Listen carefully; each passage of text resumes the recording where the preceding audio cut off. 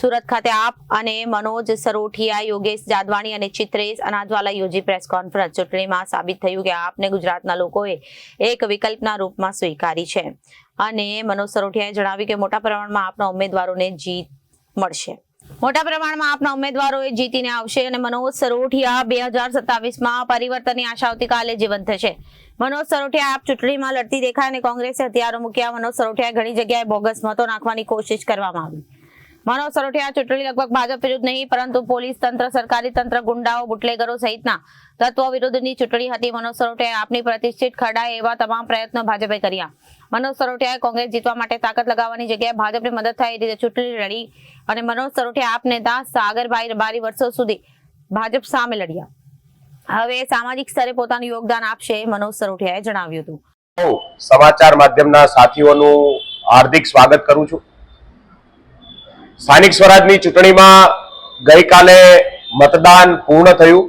આવતીકાલે પરિણામ આવવાનું છે. સમગ્ર ગુજરાત આવતીકાલના પરિણામની રાહ જોઈને બેઠું છે.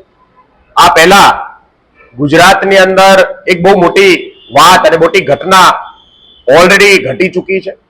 ગુજરાતની અંદર આજ સુધી જ્યારે કશું એવું કહેવાતું કે ગુજરાતમાં કોઈ વિકલ્પ નથી, એવા સમયમાં આમ આદમી પાર્ટીના 5276 જેટલા ઉમેદવારો આમ આદમી પાર્ટીનું ઝાડુ લઈ અને આ વ્યવસ્થાની સામે, ભાજપની સામે ઉતર્યા અને આ ચૂંટણી લડી રહ્યા હતા.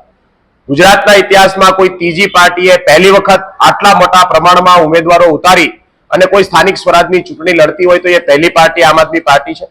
એટલે ગુજરાતના લોકોએ એક વિકલ્પ તરીકે આમ આદમી પાર્ટીને સ્વીકારી છે અને આમ આદમી પાર્ટી એક વિકલ્પ તરીકે ગુજરાતમાં ઉભરી આવી છે. એ વાત આ ચૂંટણીની અંદર પ્રસ્થાપિત થઈ છે. આ સ્થાનિક સ્વરાજની ચૂંટણી લગભગ ભારતીય જનતા પાર્ટીના વિરુદ્ધમાં નથી. આ ચૂંટણી પોલીસ તંત્ર, સરકારી તંત્ર, ગુંડાઓ, બુટલેગરો, બાહુબલીઓ, પૈસાના જોરે ચૂંટણીઓની અંદર મેનિપ્યુલેશન કરતા લોકોના વિરોધમાં ચૂંટણી હતી. ભારતીય જનતા પાર્ટી તમામ તાકાત એની જે લાગી એ આમ આદમી પાર્ટીને કે આમ આદમી પાર્ટીના ઉમેદવારોને પહેલા તો ધમકાવવાની કોશિશ થઈ. આમ આદમી પાર્ટીના ઉમેદવારોને લાલચ આપીને ફોર્મ ના ભરે એના માટેની તમામ કોશિશો ગુજરાતે આ વખતે જોઈ.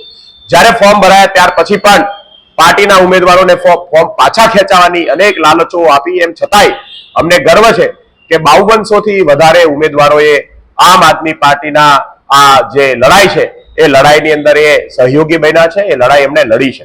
આનો મતલબ એ છે કે આમ આદમી પાર્ટીએ સમગ્ર ગુજરાતમાં નિષ્ઠાવાન યોદ્ધાઓ ઉભા કર્યા છે, જે વ્યવસ્થાની સામે, સરકારની સામે, ભાજપની આ તમામ હલકાઈની સામે લડે છે.